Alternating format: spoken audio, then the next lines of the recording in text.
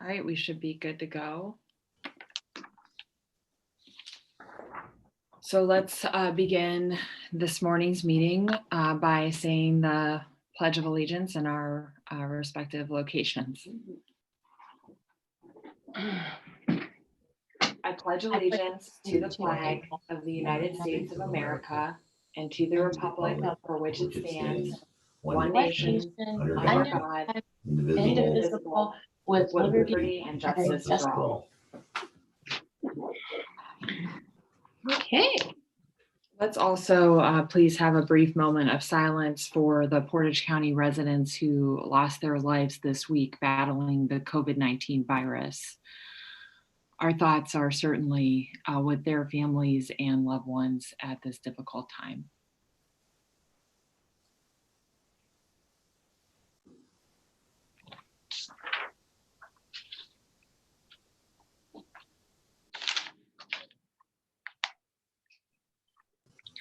Thank you. Let's recess into solid waste. Bill, good to have you here. Good morning, everybody. Good morning. See, two of us got the purple memo. Vicki, I think you did too. Not me, sorry. I Is yours thought purple? Bill, it looks like a blue here. no, it's actually purple. You have to understand, like my camera on my computer, my screen is like blurry. So Lloyd promises me my new one's on the way. It's in the mail, right?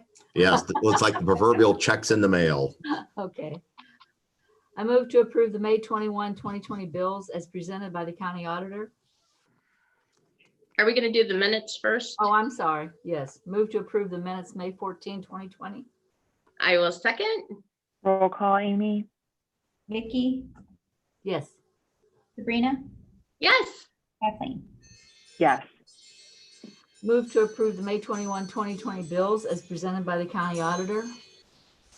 I will second. Roll call, Amy. Vicky, Yes. Sabrina, Yes. Kathleen. Yes. Move to approve the May 21, 2020 journal vouchers as presented by the county auditor. Okay, I will second. Roll call, Amy. Vicky, Yes. Sabrina, Yes. Kathleen. Yes. Move to approve the May 21, 2020 then and now certification as presented by the county auditor. I will second. Roll call, Amy. Vicky, Yes. Sabrina, Oh, yes. Kathleen. Yes. The Board of Commissioners approves the internal posting of a vacancy of a Mechanic 1 position for the Portage County Solid Waste Management District as recommended by Director Bill Steiner. We currently, Could you? Yeah, go ahead. yeah, I was going to say, I figured you probably want me to expand a little bit on the journal entries. We currently have one mechanic, one position open. What I would like to do is post this internally per our collective bargaining agreement. We do have one individual that has expressed interest in this. And in the contract, we have to post this for 10 days and there is a 90-day probationary period. So this will fully staff our maintenance shop. Bill, do you still have like 2 mechanics there, or how many mechanics do you have? I've got one right now, and this Yeah. will give me the second one. And then that Okay. way we can kind of expand the hours. Right now we've got one person temporarily filling this position. And it's really helped us get caught up on the trucks. Yeah. But what I'm saying is it's not a new position. It's just No. one you're We're just, backfilling. That's what yeah, I thought. right. You're Yeah. to Yeah. do. This is a position that's been there for quite some time. Okay. I'll second. Roll call, Amy.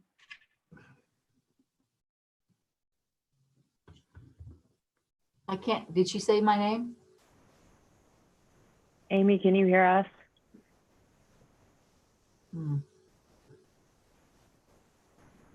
I can now. The screen's like frozen.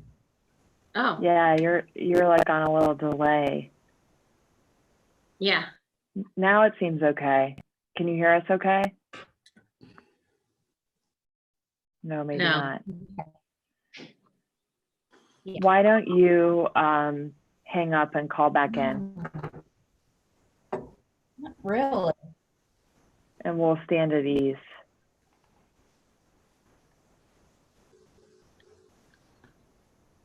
I'm not sure she's hearing you, Kathleen. Hey, Amy. Oh, Kathleen said maybe hang up and dial back in. No, we can see ours is not, it's just you. We can see that your screen's frozen. Okay, she's gonna do it.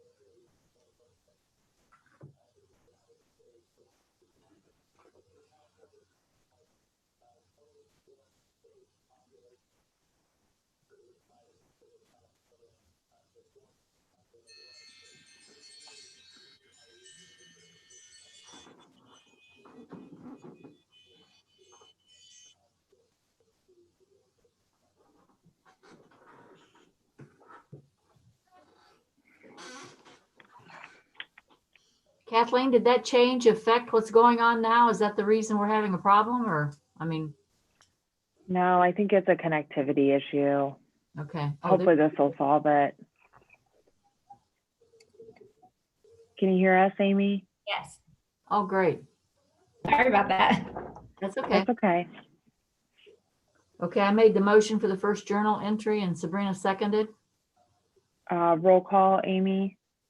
Vicky, Yes. Uh-oh. Sabrina,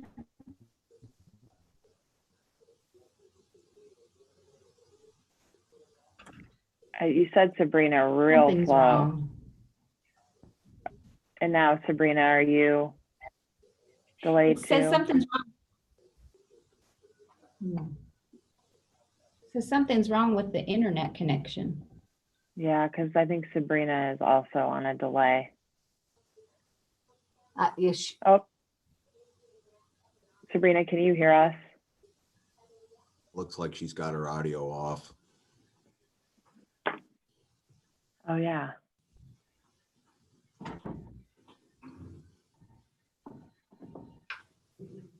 There. Sorry. Yes.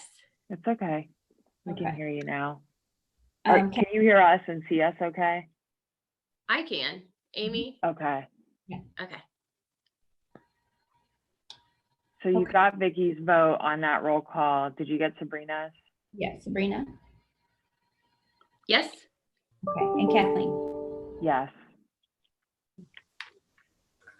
Okay, Bill, do you want to talk about the second journal entry? Yeah, I sent the board some pictures. I actually came in here Sunday night around 6 o'clock, and this is what I came into. You know, the propane cylinders And what we're finding is, I'd say the majority of this is coming from obviously Portage County residents, but I'm finding more and more people from Talmadge and Mogador using this as well. My concern is our volumes are up as we discussed last week, but my concern is I don't want to all of a sudden turn this into a chemical depot, or we start getting things that we don't want, or the volumes become unmanageable, because throughout the county, the drop-offs are still experiencing heavy volumes. And we're also noticing an increase in trash because of the pandemic. None of the townships have opted to hold community cleanups this year. So we found a recliner in one of the dumpsters, and we had to have that removed. So basically, what I don't want to do is have our drop off get overwhelmed with out of county material. So maybe what we can do is see what happens this weekend. I'll swing over Monday morning and see what it looks like. And if it looks like it's getting to be a runaway situation, then I will just put some caution tape and some cones across the entrance to the drop off, and then just keep it closed for the remainder of the day. Bill, I was just what's that third picture? Is it just garbage? Is that what Yes, that was garbage. And what happens is sometimes people will throw their bags of garbage in there, and that's food waste is what we've been getting. Well, it's just not out of county stuff we don't want. We don't want stuff in county like this. Right. Yeah. And so what we've done, I think eventually what I'm going to do is I'm going to have the security system ran up to my office, so that way I can kind of keep an eye on the drop off myself. Because generally, if we see pickup trucks backing up to a container, we'll send Larry out, or if Larry's out delivering carts, I'll run out and make sure they're not dropping stuff off like shingles or construction and demolition debris. Okay. Okay. Bill, are you hearing from any of the customers about the drop-off site, any of the townships about the drop-off sites being overflowing? Yeah, everyone's volume is up. Yeah. I know Deerfield is going to purchase 2 license plate cameras. I talked to Mark Ban yesterday about it. They're actually going to close their drop off. They're going to open it from 7A to 7P, and then once it gets filled, they're going to shut it off. Deerfield's kind of in a unique situation because they're really out there remotely in a high traffic area, and while there's one house next to it, and I believe a fruit stand next to it, it's still remote, and everybody's seeing that. Alex, I know last week I think he said he got 3 or 4 calls from Nelson Township, which is a very another remote location. So yeah, we're trying to do the best we can. We're going to put 2 trucks out there tomorrow and Tuesday to try to get these things back in order, but we're doing the best we can. It's just the volume's getting to be overwhelming. Yeah, because I had a township call me yesterday because theirs was overflowing, wanting to know if you had cut back on services, if you were only coming like once a week versus twice a week or whatever. And I told them that I would check with you today, but I thought it was just because people are at home. People are at home. Explained to us last week, but I said, no, to my knowledge, he has not reduced any services. Actually, it's just overflowing because people are at home. What's happening now is normally when we would do the drop-offs in the businesses, they would pack out once. They're packing out twice a day. And then the third time they go back out, they're coming back to the district packed out again. So they're packing out the trucks 3 times. And the one carries 44 cubic yards of material. So we're having the night driver dump that. So at 4 a.m., these guys come into empty trucks. It's just the volume is overwhelming again.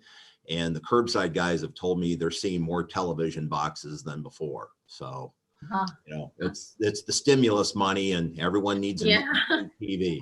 So, we'll get through it. I'm sure that as the state opens up, this will take some of the volume away, I hope.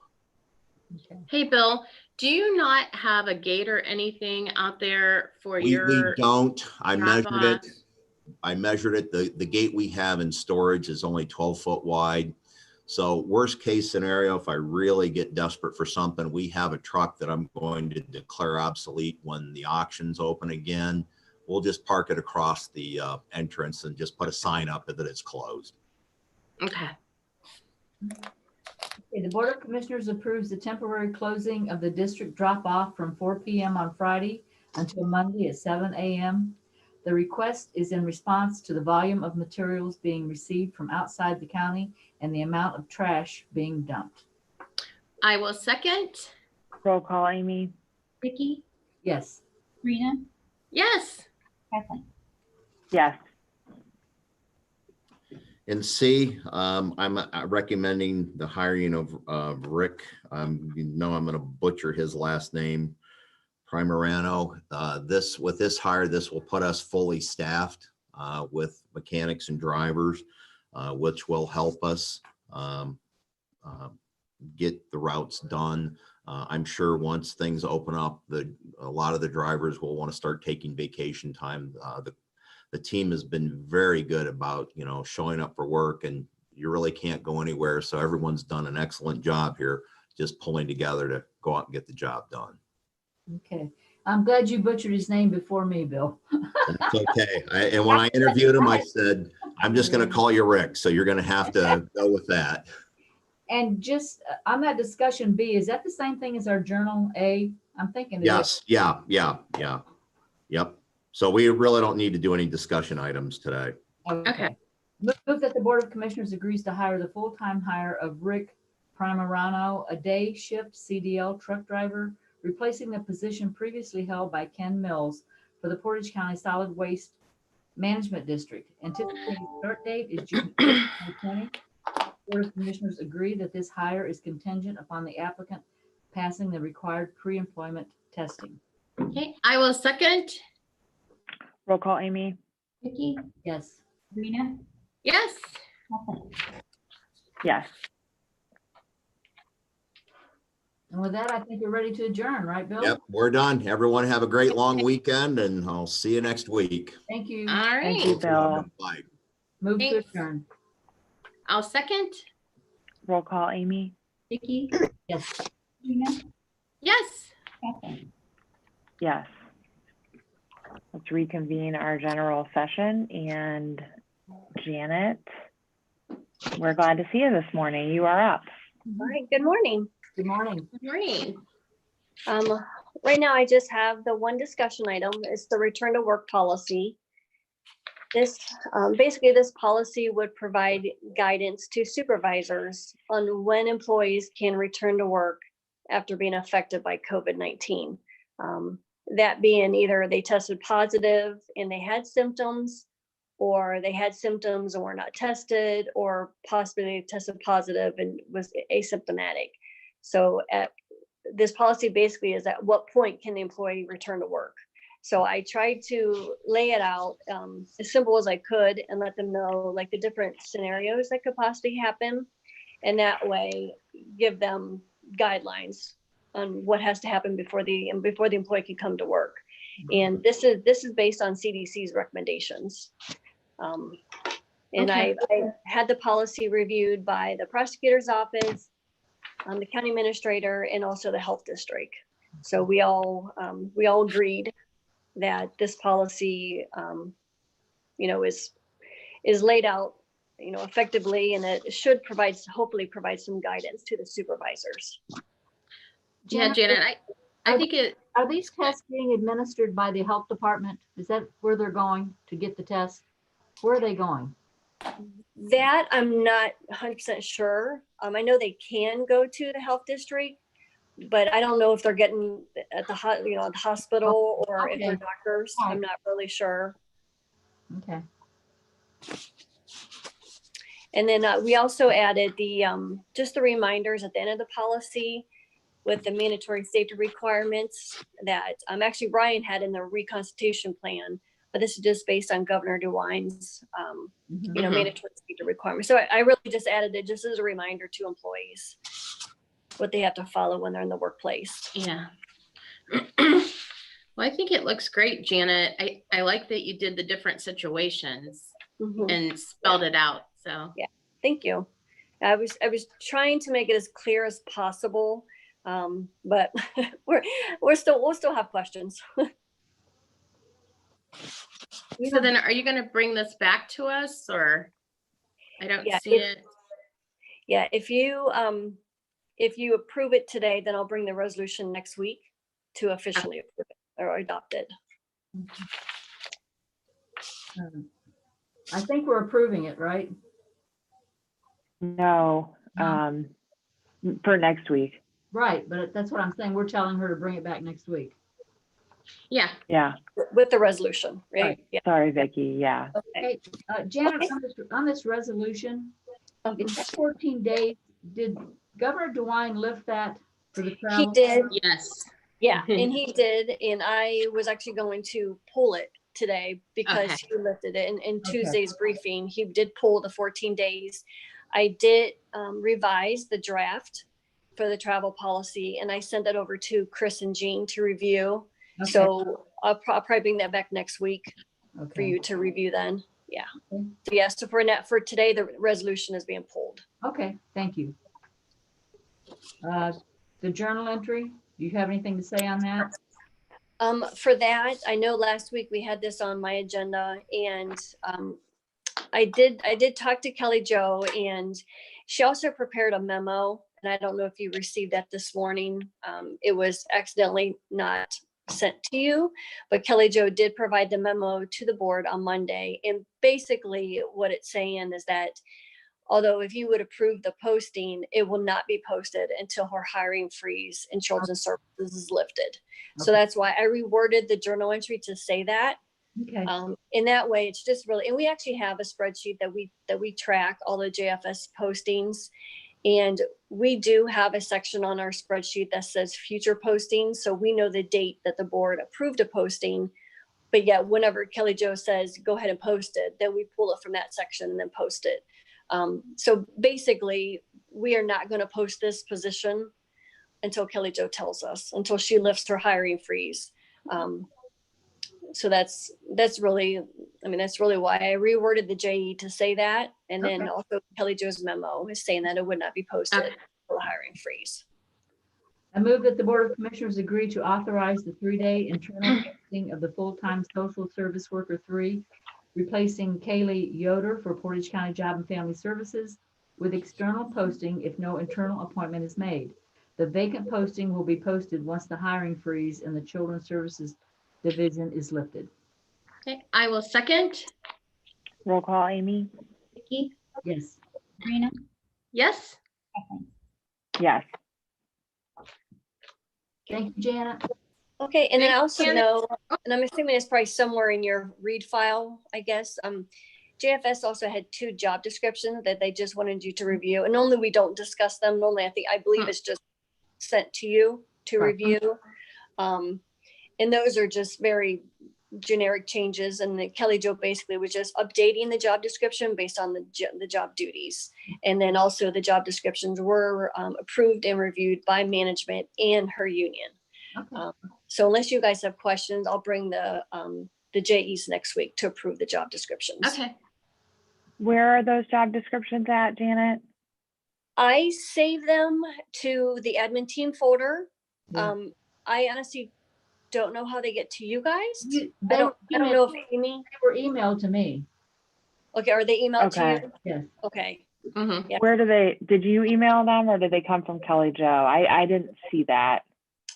They would either come from Julie or Amy, because I save them to the admin team folder, and then I'm guessing whenever Julie does the agenda, she pulls them from the admin team folder and send them to you somehow. I don't know. I if probably Amy- missed an attachment then. I'll go back and look for it.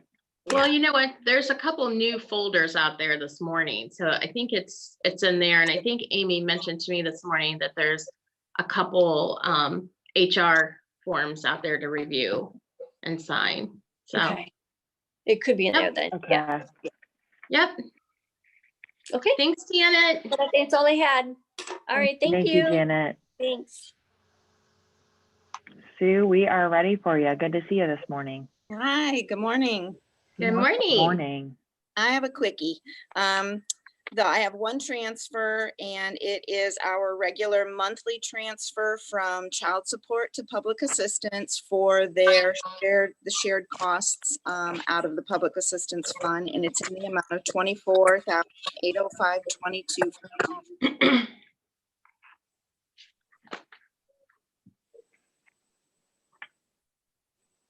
Okay. The Board of, can you hear me? Mhm. Yeah, The Board of Commissioners agrees to transfer 24,805.22 from Fund 1414 Child Support Administration to 1410 Public Assistance Fund. okay. I will second. Roll call, Amy? Vicky, Yes. Sabrina, Yes.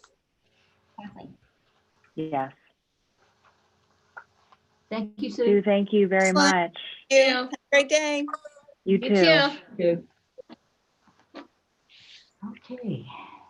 Good morning, Joanne. Morning, everyone. We're ready to rock and roll with my resolutions. We are. All right, the first one is for the county engineer. It's entering into a local public agency agreement with the director of ODOT for federal funding that he has secured for the replacement of the Silica Sand Road Bridge in Wyndham.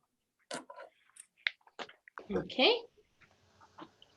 Move that the Board of Commissioners authorize the Portage County Engineer to enter into local public agency agreement number 34797-PID number 105550 with the Director of the Ohio Department of Transportation for the project known as the Silica Sand Road Bridge Replacement.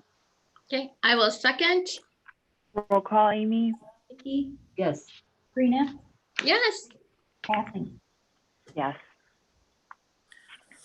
Next resolution is we're setting the bid date for receipt of proposals for the Title 20 services for the Job and Family Services Department.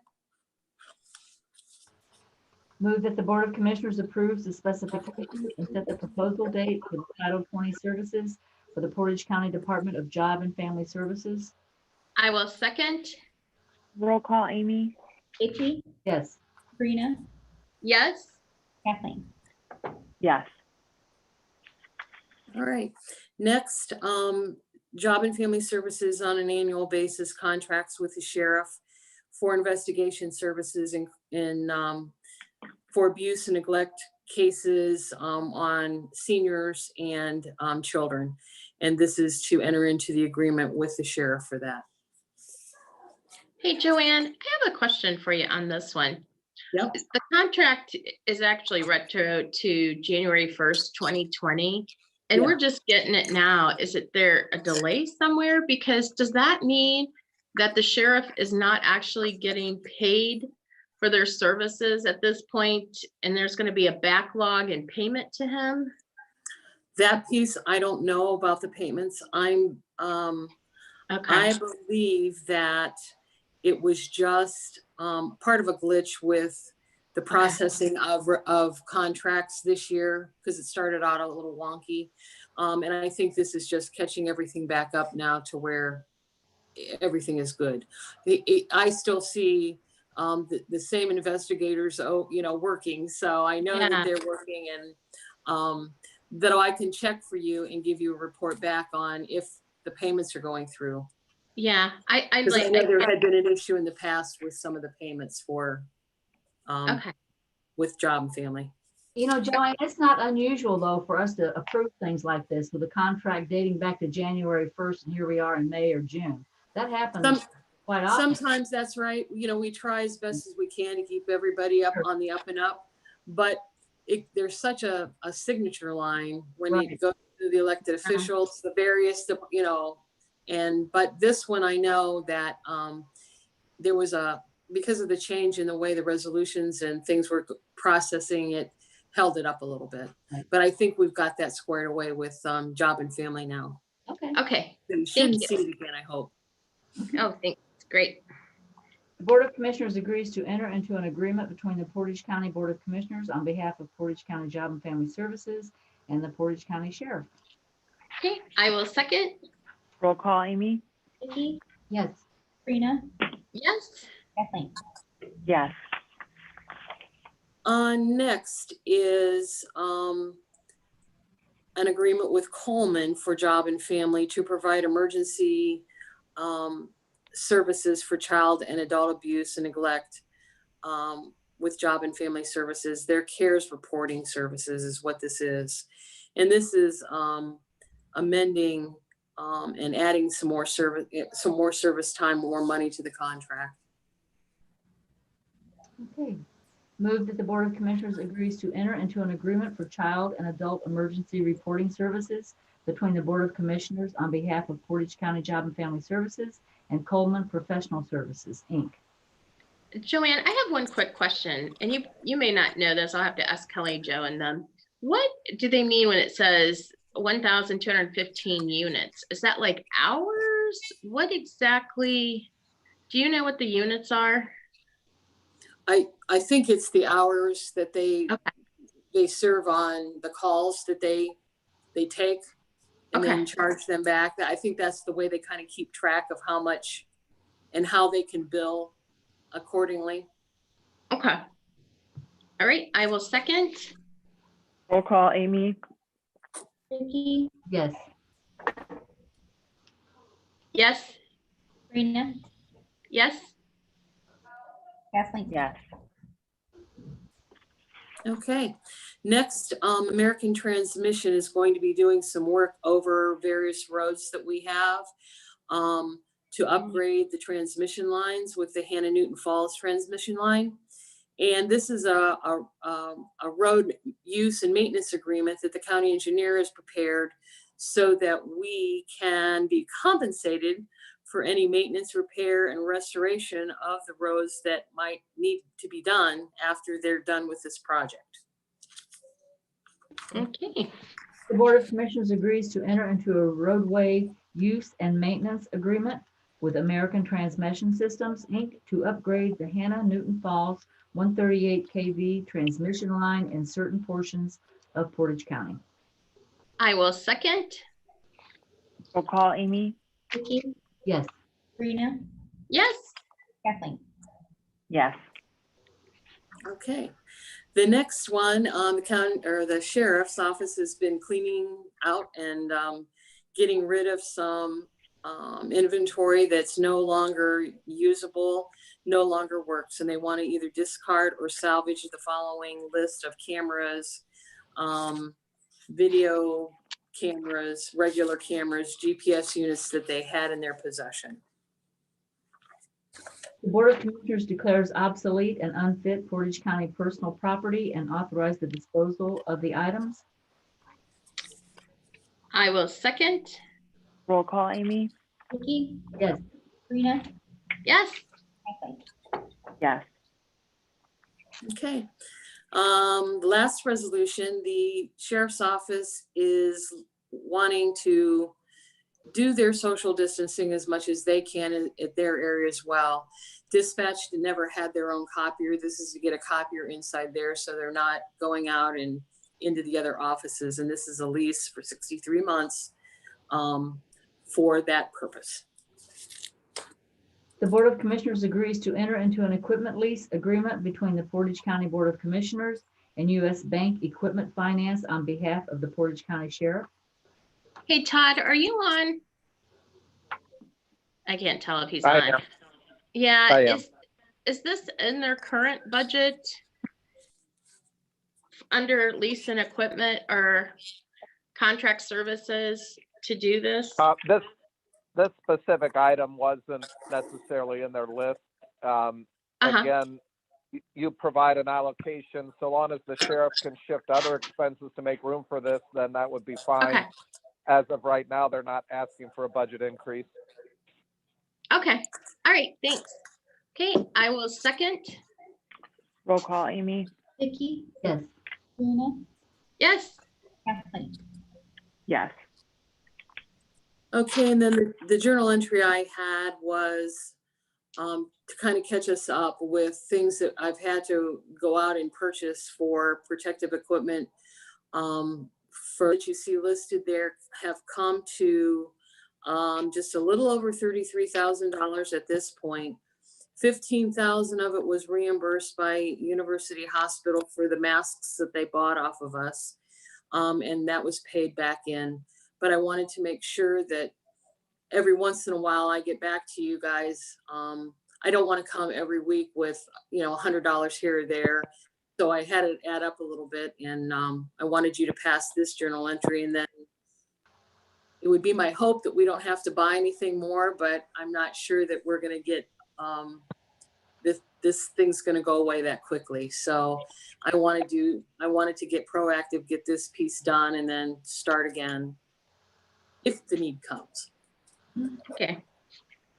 Move that the specified in Resolution 20-0187, the Portage County Board of Commissioners ratify that during the present public health emergency and for protection of both the public and county employees, it was necessary to purchase the following PPE: 30,000 3-ply paper face mask, 2,500 cloth washable face mask, 30 bundles of elastic mask strings, 30 cases of disinfectant cleaner, and 31 cases of hand sanitizer as presented by the Director of Internal Services. I will second. Roll call, Amy? Vicky, Yes. Sabrina, Yes. Kathleen. Yes. All right. That's all for me. Thank you, folks. Thanks, Joanne. Joanne. Have a good day. Okay, Todd, you're still with us, right? Yes. Okay. I move that the Board of Commissioners agrees to approve the Thursday, May 21, 2020 bills, ACH payments as presented by the County Auditor and reviewed by the Department of Budget and Financial Management. Okay, I will second. Roll call, Amy? Vicky, Yes. Yes. Kathleen. Yes. Move that the Board of Commissioners agrees to approve the Thursday, May 21, 2020 wire transfers for health benefits as presented by the County Auditor and reviewed by the Department of Budget and Financial Management. I will second. Roll call, Amy? Vicky, Yes. Sabrina, Yes. Kathleen. Yes. Move that the Board of Commissioners agrees to approve the Thursday, May 21, 2020 journal vouchers as presented by the County Auditor and reviewed by the Department of Budget and Financial Management. I will second. Roll call, Amy? Vicky, Yes. Sabrina, Yes. Kathleen. Yes. Move that the Board of Commissioners agrees to approve the Thursday, May 21, 2020 then and now certification as presented by the County Auditor and reviewed by the Department of Budget and Financial Management. Okay, I will second. Roll call, Amy? Vicky, Yes. Sabrina, Yes. Kathleen. Yes. Do you want to speak anything on this number 5? Todd, or is That the grant? yes. These were looked at by Gene. Again, these will be a 2021 budget expense item. Okay. This is a typical grant, and it's within the normal parameters of what they apply for and what we typically fund each year. Okay. Move that the Board of Commissioners agrees to authorize the Portage County Prosecutor to submit the 2020-2021 of electronic grant application to the Crime Victims Assistance Office of the Attorney General of Ohio continuation program. Okay, I will second. Roll call, Amy? Vicky, Yes. Sabrina,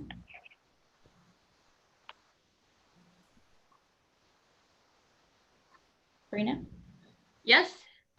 Kathleen. Yes. Move that the Board of Commissioners authorizes Portage County to apply for the FEMA Public Assistance Grant for expenses related to the COVID-19 emergency declaration.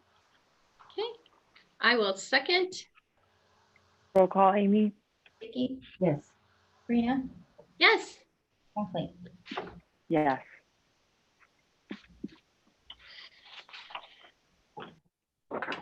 And then I had 3 quick other items. I don't know if you want to do them now. I noticed 9:40. I don't know if the CDBG people are waiting. They are. Okay, I can bring them up next week. Could we put them on the agenda, Todd, for next week? Yeah, Can they the one wait? was how much you want on, but I'll put on two journal vouchers next week, and then you can just approve the one you want. Actually, the one thing, Budget Commission just sent out a notice. I don't know if you guys received it regarding their certification. Gene was not copied on that, but I'll forward it to him. That's all for me. Okay. Thanks, Todd. Thanks, Todd.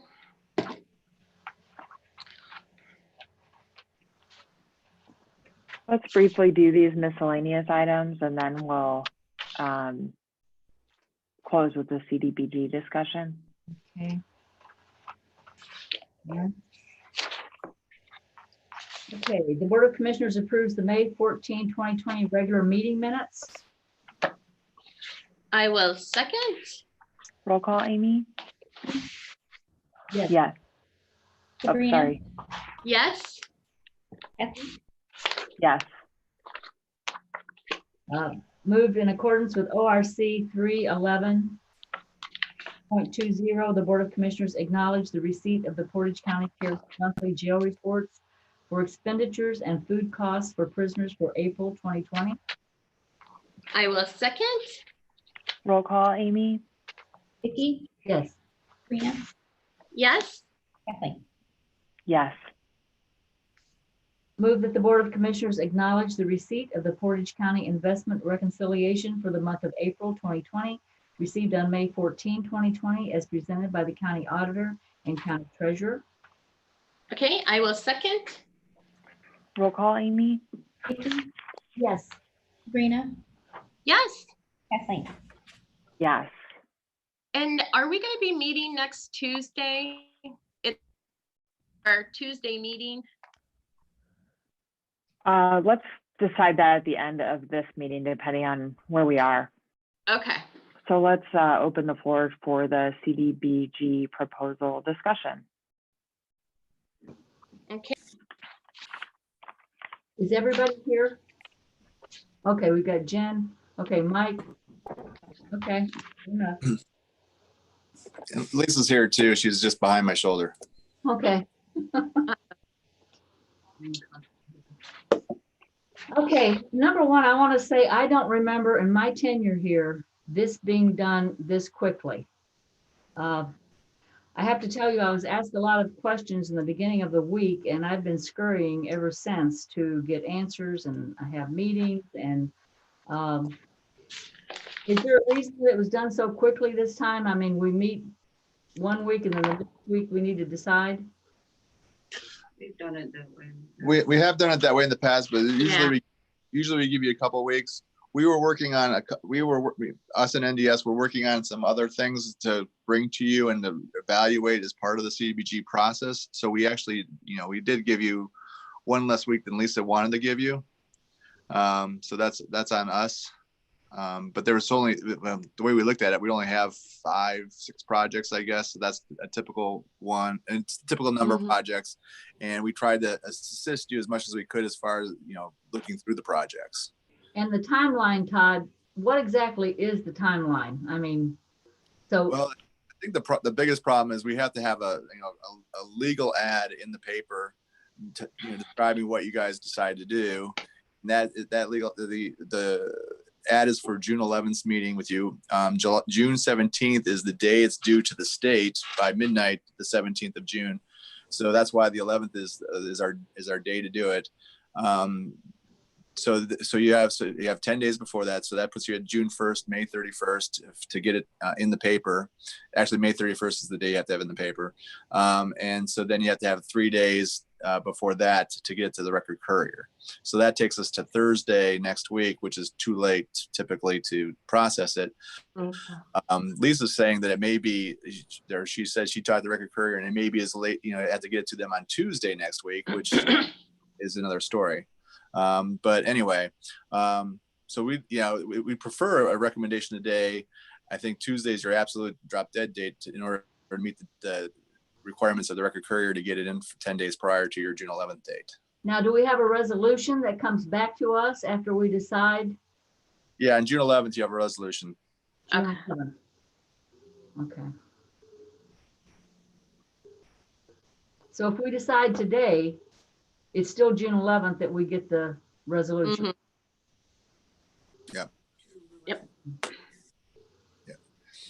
It's also a public hearing on June 11th. Okay.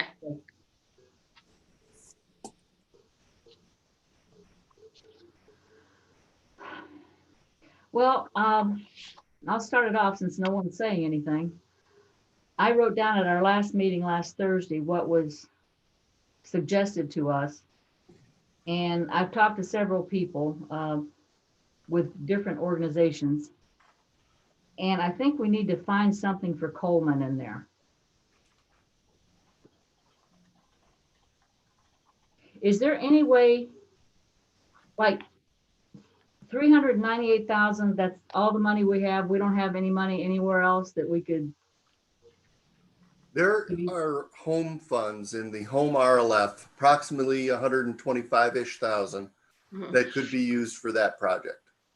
Okay. Now, do we have a timeline that we have to use that, Mike, or we lose it, or how does that work? I mean, The best answer is no, there's no timeline. oh, so that money is there. We don't ever lose it unless, I mean, until we want to use it. I mean, yes, sort of. Sort of. Well, that's Sooner or later, that's the the one. state. Yeah, I was gonna say, Vicki, that's the one where if it sits too long, the state lowers the grant award later on the CDBG. Okay. We had that happen once. And how long has it been sitting there? I mean, the balances have gone up and down. Yeah. I don't think we're in any danger right now. Heidi Schaefer from Coleman, the home dollars would, if the board would make a contingent commitment based on the other funding that they're seeking, that's what she needs it for. okay. It will help with an HDAP application that she is putting together for the Phoenix project. Okay. So it actually works pretty well. It also potentially gets her out of Davis-Bacon prevailing wages on the project by switching from CDBG to home. Okay. Okay. I How think much what do we have in there? A little over 125,000. 125. It might be like 128, something like Okay. that. I checked yesterday, but don't remember the exact number. Okay. What are the wages if it's not the living wage, the prevailing wage? The prevailing wage is just a standard federal prevailing wage that the contractors and subcontractors must be paid on a particular construction project. So they can be paid less if she gets this money? Is that what you're saying? Did I understand that right? Oh, when a project gets federal funding, different levels of funding kick in the requirement. For CDBG, there's a couple of different standards. For housing, it's 8 units or more require federal prevailing wages. For home funds, it's 12 units or more. It's one of the federal compliance sections. Okay. And then the home RLF is different? No, No. the home RLF is home funding, federal funding. Okay. What did I miss then? The wages are going to be different if she gets this from the home RLF. Yeah, I'm not so sure you should pay attention to what I said. I offered information you didn't ask for. Oh, okay. It's just one of But the now compliance I'm standards. asking Mike. Okay, what are you asking me? I'm asking what the wage would be on the project. You offered information that they would not have to pay prevailing wage. And so I'm asking what the wage would be. Or it would be by the bid. It would be by the bid on By the the bid. project, whatever the contractor would bid. Okay. Okay. I have concerns about not paying prevailing wage on on the project, just for the record. You're more than welcome to make that a requirement of your funding commitment. Absolutely. So you're saying if we gave Coleman, say 100 out of that RLF, that we could require them to do the prevailing wage? It's your money. And so you can set loan terms as you deem necessary.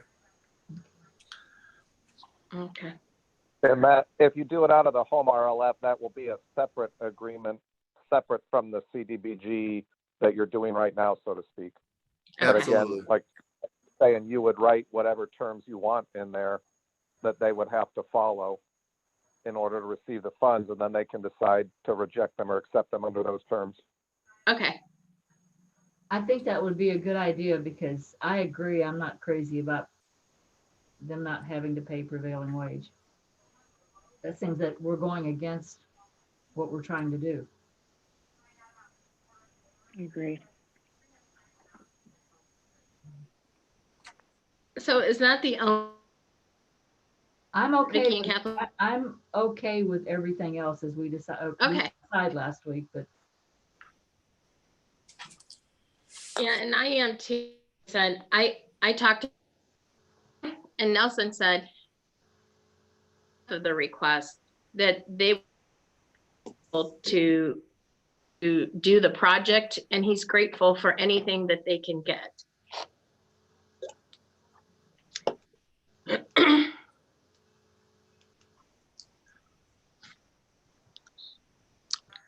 So are we agreeing to out? you know, you're breaking up, Sabrina. I can't really understand what you're saying. Yeah. Hello? He's froze. Can you Who's hear froze? us, Amy? Yeah. Okay. Yeah, I couldn't hear you either, Sabrina. So one of the things we want to do too is because you're rolling in some RLF money, I guess EDA RLF money and home RLF money. We'd want to. It's not part of the CDBG, but I think when we send the CDBG package, we can share that information that you're spending that money out, so they don't say, "Oh, you still have this big balance," and don't realize that we kind of discussed all these things together. You know, and I think that also gives authorization to Mike to start moving forward with his portion of allocating those funds. There is a form that is part of the application that has to be submitted that asks questions as what's being committed, what the balance is. There are a few questions that have to be answered, which I was going to forward over to NDS once I knew the route we were going to go with the project. Could you hear all that? So who has to answer these questions, Lisa? We do. Well, NDS does too, but we have to fill that out as part of our application. Okay. As the CDBG administrators, right? Right. Okay. So what is the action that you need today? This process is not clear to me. What is this discussion? What is She wants to know what is needed? What is it? Just a journal entry saying what. Yeah, so yeah, it's just a journal entry saying what projects you want to do. Then we formulate the legal ad. We prepare the public, the notice for the public hearing, and then on the public hearing, the 11th, that's when everything gets sent on to us to fill out the application to send on to the state. So just a journal entry about how you're going to allocate these different monies to these different projects. And Mike, you can correct me if I'm wrong, but you could even, say how you're going to fund each one of these, because I think some monies were going, 25,000 from the EDA was going to Haven, and then there was 50,000 from EDA to go towards the land bank, a couple other projects, and then there was the 125,000 going to Coleman. So you probably could talk about, somehow make a motion to all those different things. Today, a journal entry allocating the $400,000 plus today on the fly. We don't have a prepared. You would just direct us. Entry. You would ask us to prepare the public hearing note to match the monies you're allocating to the different projects and how they're being allocated. So you're just authorizing us to start that, to do that process the way you decided to allocate the funds. On June 11th, or you need a journal entry before you can take your next step? it would either be today, like we're talking about now, or if you wanted to move it to Tuesday, you could do it then. But it seems like you guys have I don't know if you have consensus or not, but if you do have consensus today, we'd prefer today. Okay. The June 11th public hearing is for public comment on the grant application as to which projects you have determined and want to be part of the application. Right. So that's the official The notification. resolution that will be passed will be given, submitted. Yeah. So we would submit it on your behalf. You know, Hey, Todd. last week when I was writing the numbers down, I had the Haven for CDBG 225, 237, and then the RLF fund 24,763. Is that what we said last week? That's what I wrote down. That three number was coming from the Freedom Project. That's 2473.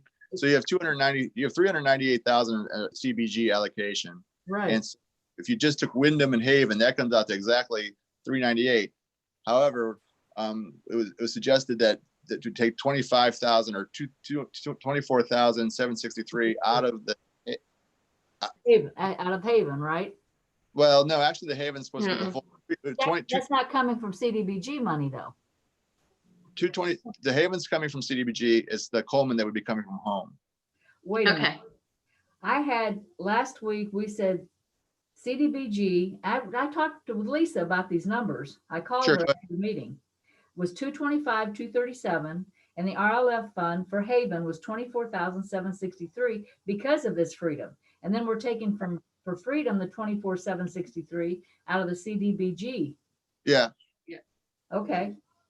Now see, I think last week, Todd, we said 225 coming out of CDBG. Right, for Haven.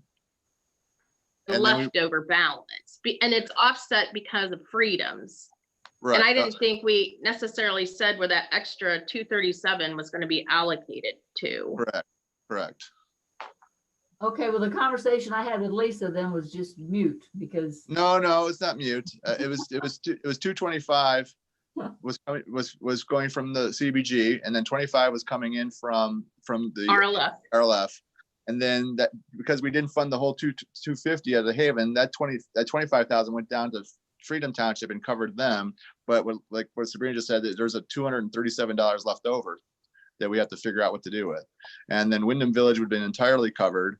The land bank is 25 would be covered through RLF, as well as another 25 to cover the Wyndham and Shalersville project.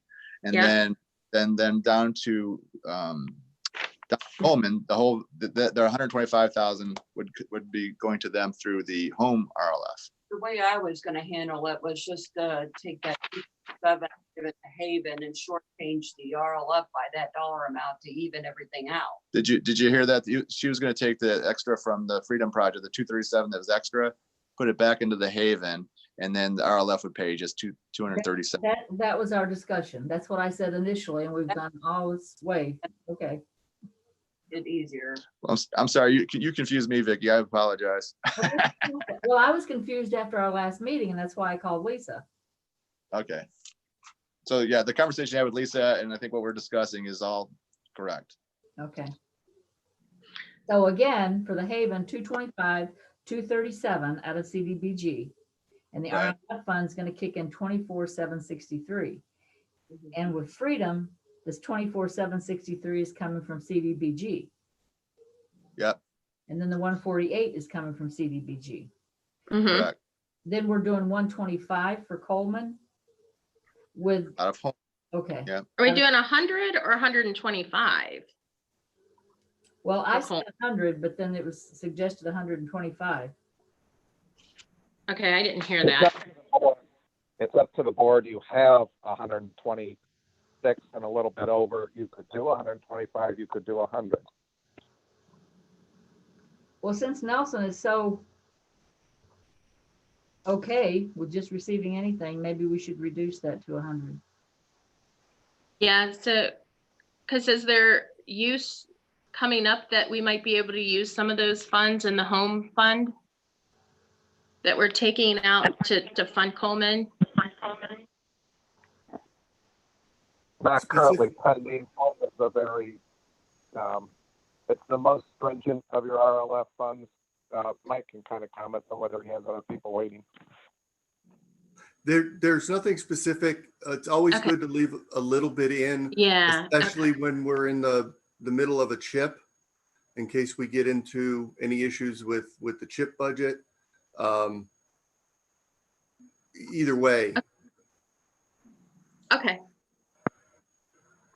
So do we want to just do 100 for Coleman then? And then leave a little bit in there? Yes. Okay.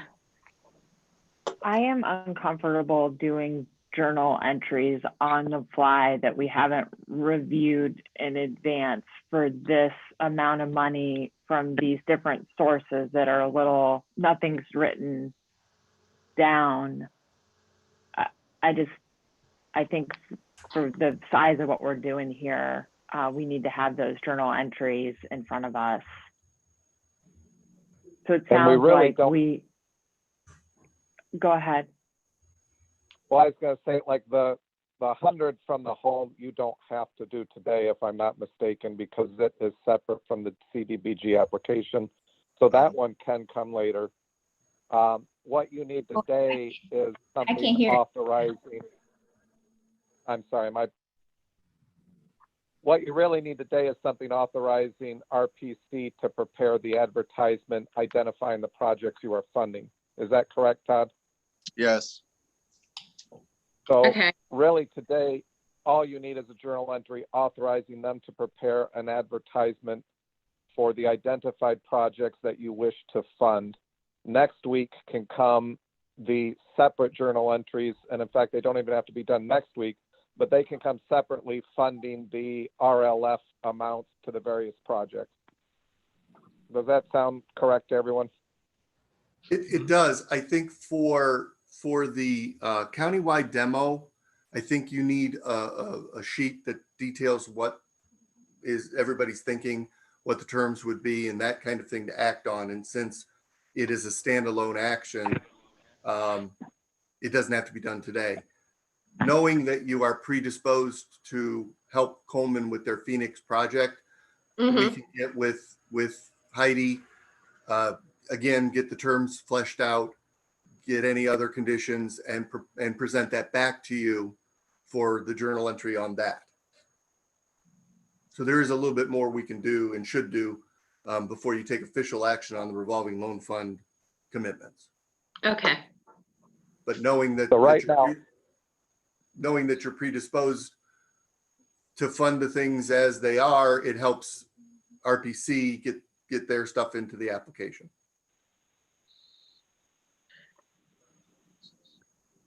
Yeah, so for today, I would recommend focusing on just the step you need for the CDBG application, which is the advertisement process. Again, am I correct, Todd, that you just need a journal entry authorizing the preparation and submission of an advertisement? Correct. That's all we need. That's all we need today. And there's only 3 projects that are being funded through the CDBG. And why don't we have that journal entry as part of our agenda here? We never, I don't think we've ever had a formal journal entry to give to you guys to yeah, you guys always discuss among yourself and you just make the determination. Then we don't even attend this meeting typically. And then Amy or whoever the clerk would come back and tell us what the amounts were, and then we'd process the advertisement that way. So, forgive us, this is, it's new to you, and what you're suggesting is it's not how we've done it in the past. We can always process, but that's how we've done it in the past. We let you guys decide at this point. So you are saying we need a journal entry, or you're saying we've never done a journal entry, we don't need a journal entry? We I don't even know what you, to be honest with you, because we don't participate in this role. We just hear back from the clerk saying what the amounts were, and then we go ahead and process it. So we're never involved in this part. I think you guys discuss among yourselves what the allocations should be and go from there.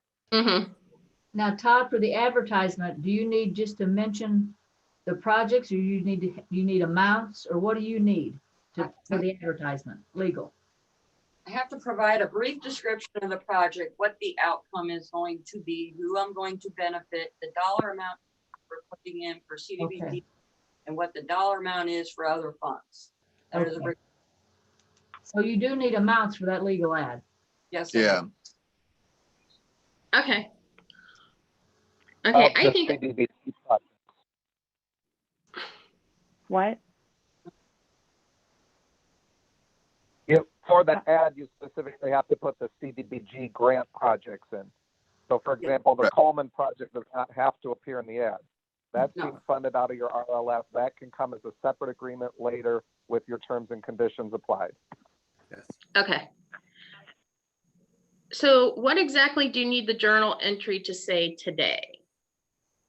Well, I don't think we've decided on a journal entry. I mean, Well, when we do, what does it need to say? Do you know, Vicky? I would think. Right now, I would think we would need a resolution, wouldn't we, Todd? Not today, but eventually, don't we need a resolution on this? That's a what comes. resolution will come. Typically what you do at this point, RPC is the administrator of the program for you. You are Okay. just doing a journal entry recognizing that they are indeed following the board's will in advertising and funding these particular projects. And again, that's all you're doing today is getting the advertisement in the paper so that you can hold the public hearing, you can make any changes at that point, and then you will be formalizing the program via a resolution, which is going to come. Okay. On June 11th, right? Yeah. Yeah. Okay, I get it. Who should prepare this journal entry? Would that be you, Todd Bragg? As Todd Peets pointed out, typically the board deliberates, and I have never sat in on those deliberations either. The board deliberates. Sometimes you guys only have enough applications to fill the funding and there's nothing even to talk about. Sometimes at the last minute, like you've done this time as well, you want a project in, you want a project out, and funds need moved. So typically there hasn't been a journal entry prepared ahead of time because we don't know what the board's going to do. Amy records what the board's will is, and she prepares the journal entry that you guys then pass, identifying the projects. That's then sent to RPC, who then prepares the advertisement. So Okay. should that be prepared for a Tuesday meeting? Is that how that typically would go? Typically, you'll write it today and pass it. I mean, historically, you guys can do it any way you want. I believe if you did it Tuesday, there would be time. Is that correct, Todd? Yeah, we'd have, basically, it sounds like you guys kind of know what you want the journal entry to say. So almost we could get started on the ad anyway. If you want to formally pass a journal entry on Tuesday, we could probably still start preparing the ad based on the numbers you're talking about today, unless you want to debate the numbers until Tuesday. Well, the numbers seem like an easy thing that you could once put we in. have It doesn't Yeah. seem like you cannot start doing the legal ad until you have everything. It seems like you could have the legal ad already and then plop in a couple things. Is that right? Yeah, technically that's Okay. correct. I mean, we could start the legal ad today if we're comfortable with the numbers we have right now. I mean, and then the Tuesday meeting would just, the journal entry on Tuesday would just be the formality you're looking for. Okay. Okay. So you want to do it on Tuesday then? I'm uncomfortable with Mhm. the sort of scratched out numbers that we're doing and would like to Mhm. see in writing for an amount this big Mhm. what we're talking about here. So then The will we next have, question- oh, go ahead. Well, I guess So to me, the we- next question is who is preparing that journal entry, because it needs to be in tomorrow to get on Tuesday's agenda. Monday is a holiday, don't forget. Yeah, I was just going to ask the same question. Are we going to have Amy prepare it, or do we want Todd Bragg to prepare it? My recommendation is RPC as your administrator, but I won't be happy to do it if you'd like. Okay. Well, we could prepare it. I mean, if you tell us what the numbers are that you want us to use, it sounds like the numbers have been discussed, but I don't think our vote's been taken or anything like that. So I just want to make sure the numbers we use are the ones you want us to use. This discussion is, as a new person to this process, is very confusing, but to me, it seems like it would be Todd Bragg that prepares it. Yeah, Todd, can we have you do it? And can I just go over what I think I understand the numbers to be from the CDBG I fund? also am unclear on that, so that, yeah, that would be helpful. Okay, I have down $225,237 coming from CDBG to the Haven of Portage. I have 148,000 going to Wyndham Village, and then I have $24,763 going to Freedom Township. Yeah. Is that correct? That is correct. Okay. And then I understand that 50,000 is going to be coming from a revolver to go to the land bank. And then we have 100,000 coming from the home funds going to Coleman. Correct. And the Okay. 24,763 from the revolver going to the Haven.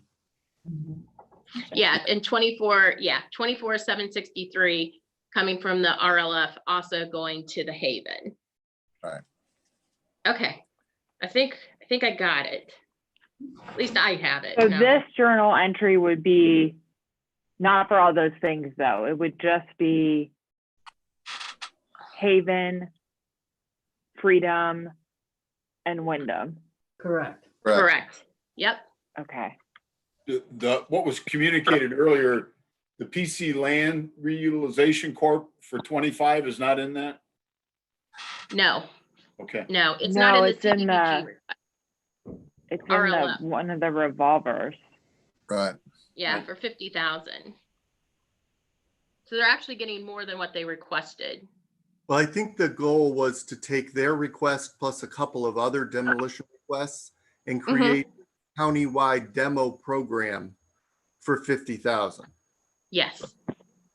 So it was not necessarily directly to the land bank. It's to fund, I think, at least four demolitions. Right. Yeah. So the total request still is 398. Yes. For the CDBG, yes. Yep.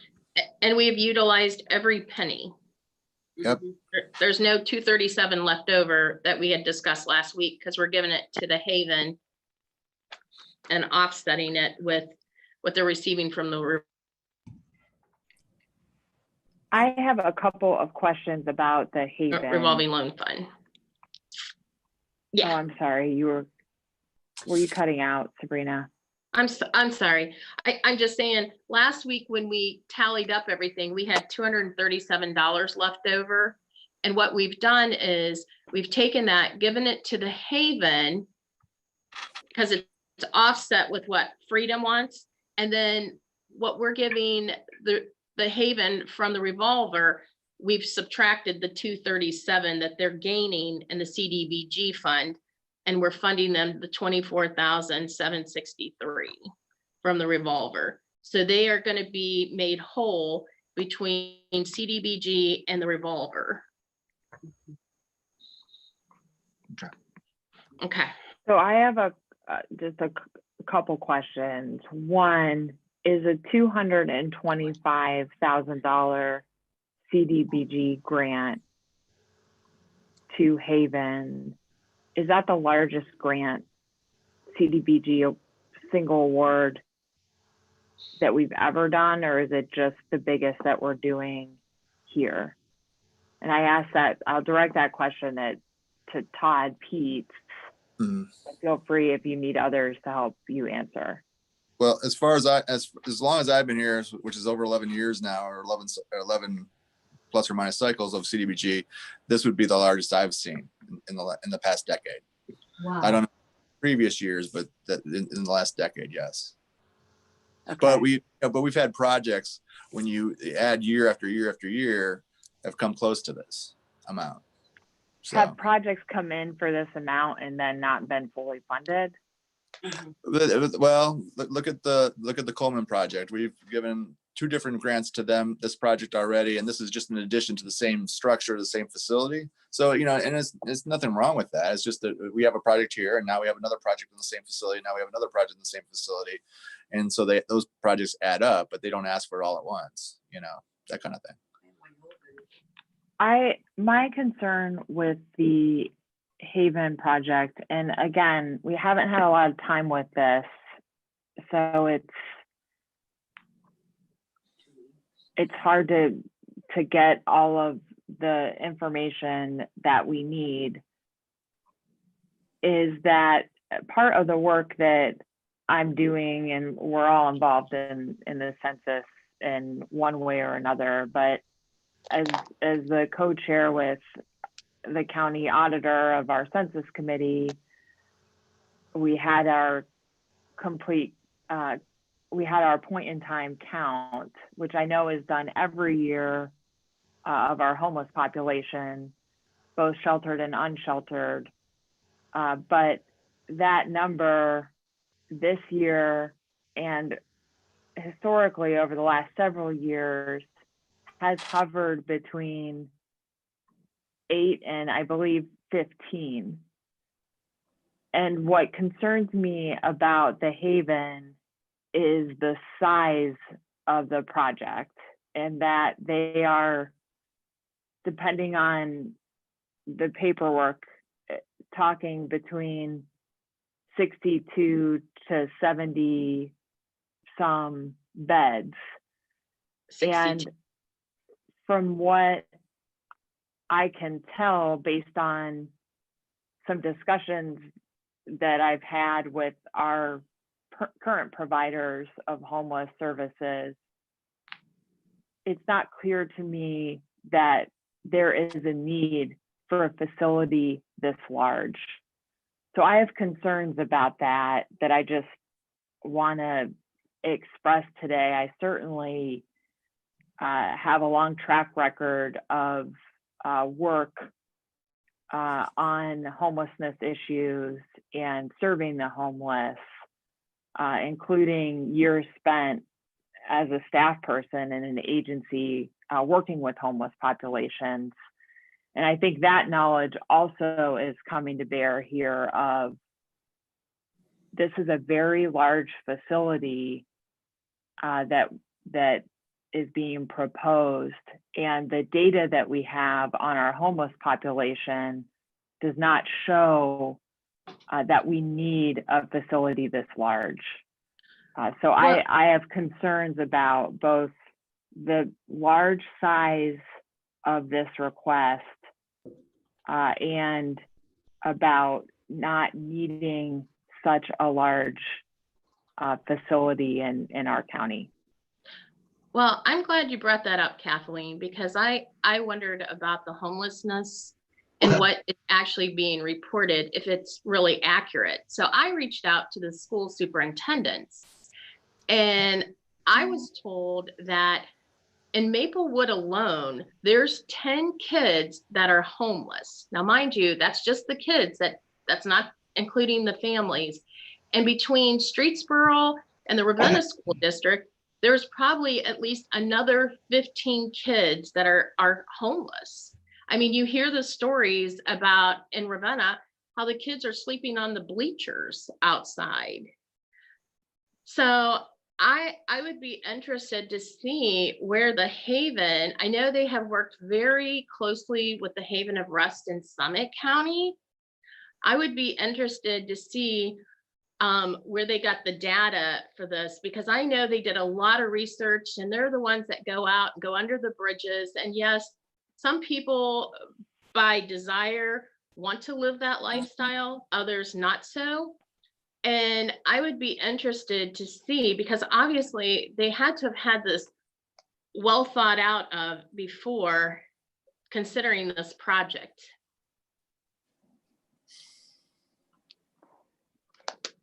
So is the Haven perhaps a group you would like to come in and make a presentation next week, possibly even Tuesday? I think that would be a good idea, unless you folks want to reach out to them individually. I know there was some concern about rumors should we say, going around that they were going to be bringing people from Akron, Cleveland, and that's just absolutely not true. Well, you could make it clear what you want presented to you and by whom. Yeah. I'm fine with them coming in, and I think it might be good, especially since Kathleen seems to have some concerns, and rightfully so, if what she's getting, the data, but I can tell you that data is not correct.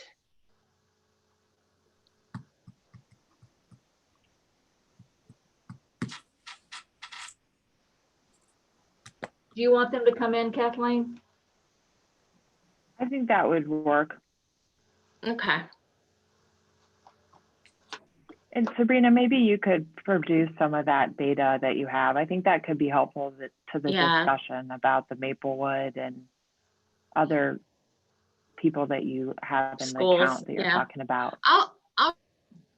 You know, the superintendents meet monthly, so even the superintendent and Kent's expressed about the homelessness students. So to think that we only have 6 to 8 homeless is absurd.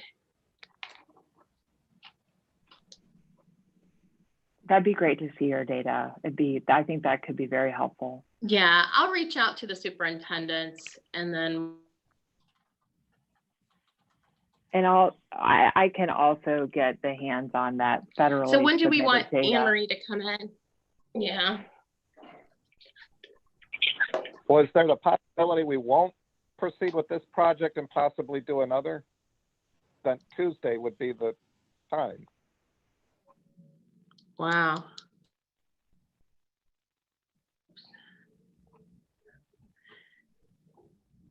Amy, could you reach out to the Haven and schedule them to come in on Tuesday? Hopefully they're available to come in that quickly. And I'd also, you know, the audio is really breaking up here. Of support that they received. I know I talked to Nelson about it, and he's absolutely on board. Just the letters they received, it's being recorded, or there's a true You're breaking on the census data, because some people may not want to report for fear of losing their children.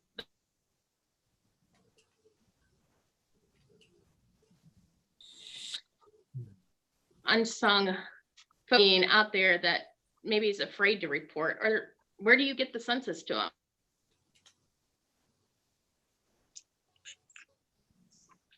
Are you asking me a question about the US Census?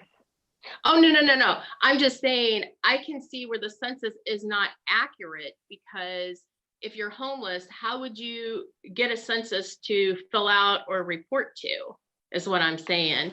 And I know they sometimes will go under the bridges and places where they know homeless people are, but they've got to participate. Right, they do a point in time count. They do it every year, and it's also part of the census. And the people who work with the population do that point in time count, and that's what the federal money that we receive into the county to help with homelessness. That's what that is based on. Yeah. Okay, well, I'll get the stuff from the superintendents. That'd be great. Well, are we telling Todd Peets to go ahead and start working on a legal ad, but he's not going to have all the information? Or what are we telling him to do? I think that's right. I think that the project names and the amounts could be left blank, and he can fill that in, but have everything else drafted. And the same with the journal entry, or you could put the amounts in that we're discussing here. So we have the $390,000+ written down somewhere rather than just in the personal notes that we're taking, like we have for all of the other Okay. things that we do. So we're ready for those 3 projects that we've already been discussing. And then if the numbers change on Tuesday, they change on Tuesday. Okay. Right. Okay. Good. And Amy will reach out to the Haven and schedule them to come in as part of this discussion. Okay. Okay. And the agenda, the Tuesday meeting is not a special meeting, I believe. That's on our The regular. agenda as the 4th Tuesday meeting. Yep. There's no, we would have to take action to cancel that meeting, not to schedule it. Right, Amy? Yes, right. Yep, Okay. that's correct.